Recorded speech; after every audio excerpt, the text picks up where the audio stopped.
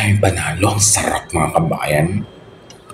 Hello mga kabayan, sa ngayon nag-blend ako ng cucumber, isang pirasong cucumber at saka half glass of plain water. Yan po ang aking iinumin kasi kakatapos ko lang kumain ng aking dinner para healthy.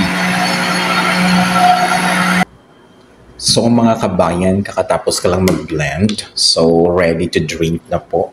Ayan, di ba kung napapansin nyo? Wow, perfect. Ang ating, yes, pipino or cucumber juice char. Or tawagin na lang natin cucumber shake. Diba? Perfect na perfect. Very healthy ito mga kabayan ha.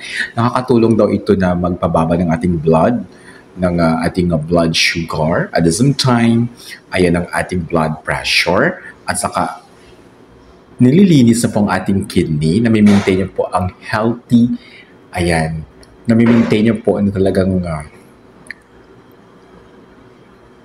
kabayan, kakatapos lang po natin mag-blend ng ating pure cucumber.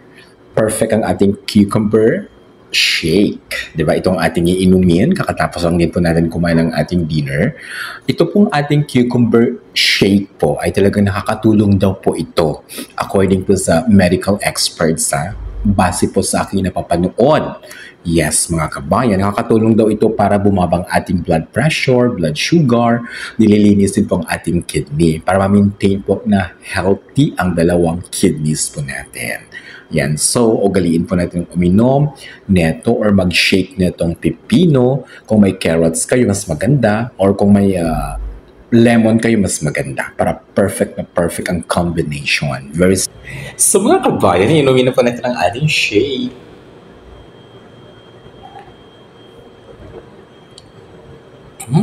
Perfect.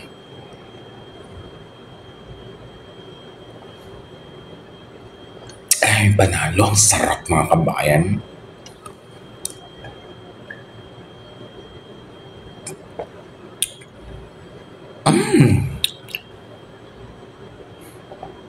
I love it. Bukas naman ulit.